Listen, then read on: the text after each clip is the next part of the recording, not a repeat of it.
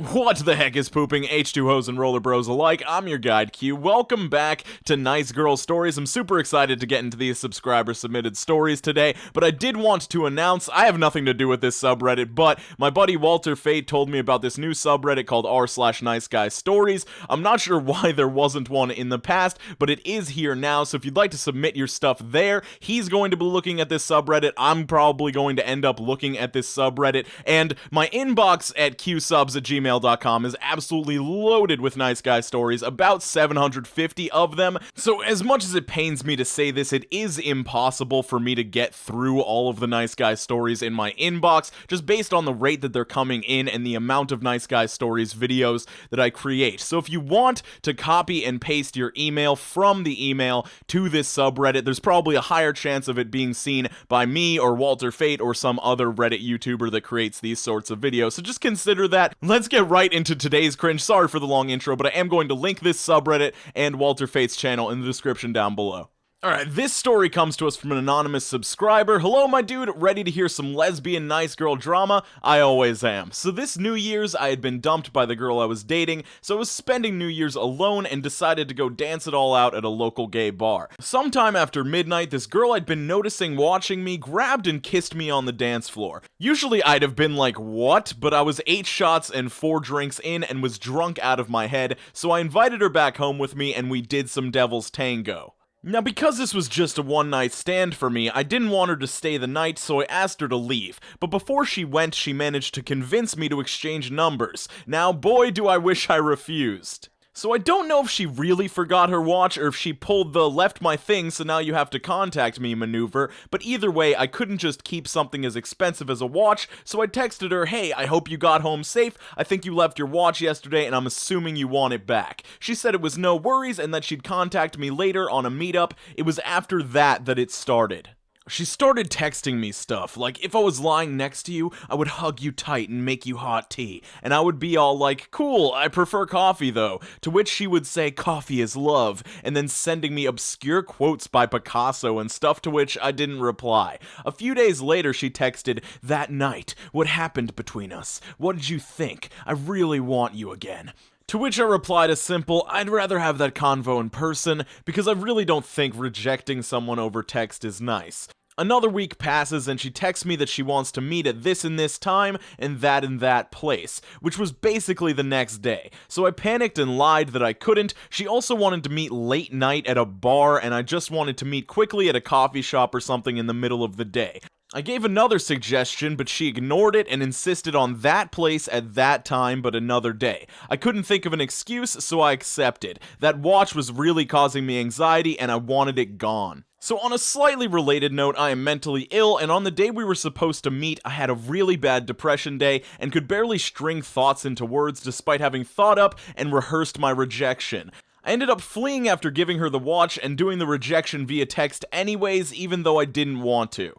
So she didn't take my rejection the way I had thought she would. I had told her I was ill to explain why I had to leave, but somehow she twisted it into that I was rejecting her because of my illness, not because what we had was great, but a one-time thing, which I had told her in the actual message, and said that she'd be there for me and started once again with those weird quotes. To add insult to injury, a few days later she texted me asking if I had a carer, as if I, an adult, couldn't take care of myself. If I couldn't do that, I'd be living in a ward, not in my own apartment going to uni full time. Then just after that, she asked me out to the movies, like what? I don't reply to that, and a week later she texts me that her friend died. I asked if she was alright because I'm a decent human, but like what? We'd met twice. After that, she goes quiet again until a few days when out of the blue she's like, I'd like to smash again. And when I say no, she proceeds to argue with me again and I tell her off again. Then she accuses me of giving her stomach ulcers before never contacting me again.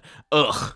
I think this is just a good reminder to all to not take one-night stands too seriously. Like, I know a lot of feelings can come out of that sort of thing, but if the two of you met at a bar and it's clear that this thing was just for fun, try and just take a step back after you leave that person's house and really think about what just happened and what the next steps you have to take if you want it to develop into something more have to be. And then everything else just reeks of nice girl in this, especially you gave me a stomach ulcer at the end. Like, that's the most ridiculous shit I have ever heard in my life. She did not give you a stomach ulcer. You gave yourself a stomach ulcer over worrying so much about this one night stand. That's so ridiculous.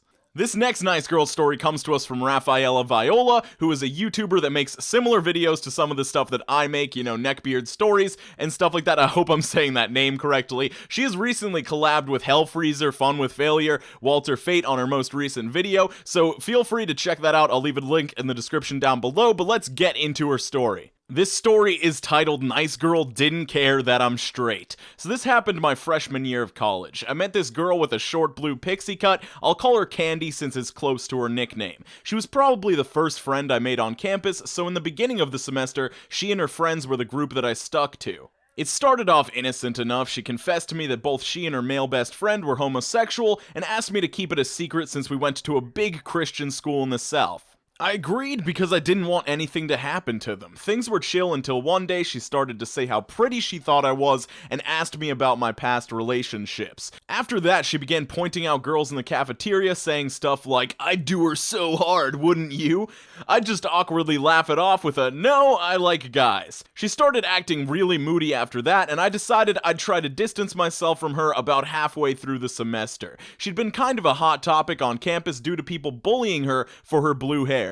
I gave her a pat on the shoulder and told her not to worry about what other people think, and I thought that her hair looked cool. She perked up pretty quick and yanked me toward her, puckering her lips. I tried to pull away, but she ended up landing a kiss on my cheek. I gave her a what the heck look, and she ended up huffing off. Later I heard from a mutual friend that she didn't like me and thought I was a jerk, saying, "She led me on, whatever, she's probably sleeping with everyone on campus. LOL, good one." Nobody took her side according to my mutual friend, and I guess she ended up getting kicked out of school due to others reporting similar incidents.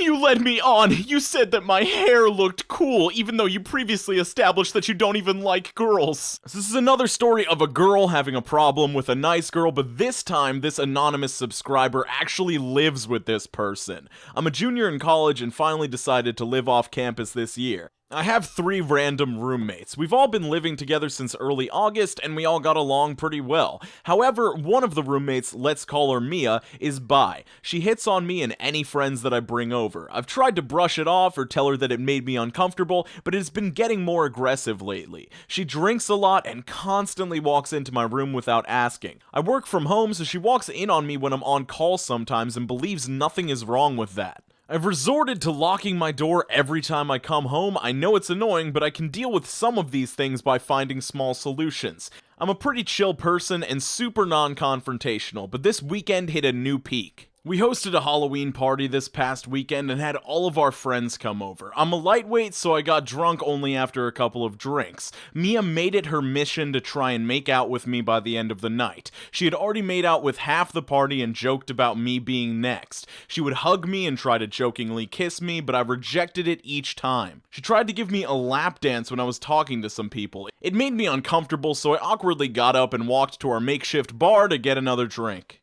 After taking one too many shots, I knew that I had too much and needed to throw up. I walked to my bathroom, closed the door behind me, and threw up. I went to wash out my mouth when Mia walked in. She grabbed my boobs from behind as I was trying to wash my mouth out. I removed her hands and told her to stop doing that. I turned to walk out of the bathroom and she grabbed my ass. I told her I'm not bisexual and what she is doing is harassment. She blew up and said that I'm lucky that she's interested in me and that she would treat me so much better than any guy would. Once again, I told her that I wasn't interested and that the guy that I'm seeing treats me just fine. She snapped and told me, "You're a prude. You're not pretty and your personality is disgusting. It's no wonder your ex abused you, bitch." I didn't know what to say. I just stood there. She went back to the party and acted like nothing happened. The next morning, she still kept up the act, but made rude comments about my friends. I knew that I needed to move on. I contacted the leasing office that morning and asked to be moved to a different apartment as soon as possible.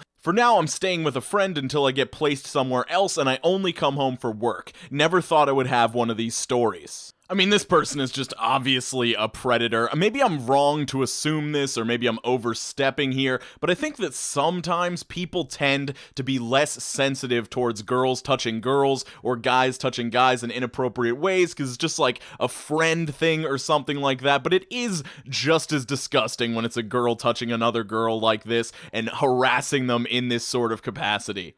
And I think sometimes because it's girl on girl, or because the person thinks that they're hot shit or something like that, they think that they can get away with it. Like, look at the whole, like, Mama-kun cosplayer. If you're familiar with that whole situation, that woman was a cosplayer, and at cons, she would touch people inappropriately all the time, sometimes removing their clothes to expose them to other people, and she played it off like it was a problem with her ADD, and that she just didn't understand boundaries, and that she was touchy-feely, and she didn't think it was a problem. But it is a problem, and I think a lot of times that sort of thing is something that predators try to hide behind. Maybe I'm like comparing those two situations incorrectly here, but I do think that there are some similarities. Hey, so I'm going to be streaming on Twitch tonight at 8 p.m. Eastern Standard Time, twitch.tv/Yorku. Probably going to be watching some cringe clips, maybe some Chris Hansen, if we're feeling that sort of thing, so check that out. It'll be linked in the description down below. Also in the description will be links to that new Nice Guy Stories subreddit, Walter Fate's channel, and Rafaela Viola's channel. Also in the description will be all of the Amazon affiliate links for the products that I use to make my videos and do streams and stuff like that. But otherwise, have an absolutely fantastic day. I hope you're skating on to the best of your abilities and drinking as much water as is healthy for you. I will see you very soon, and I hope you do good things.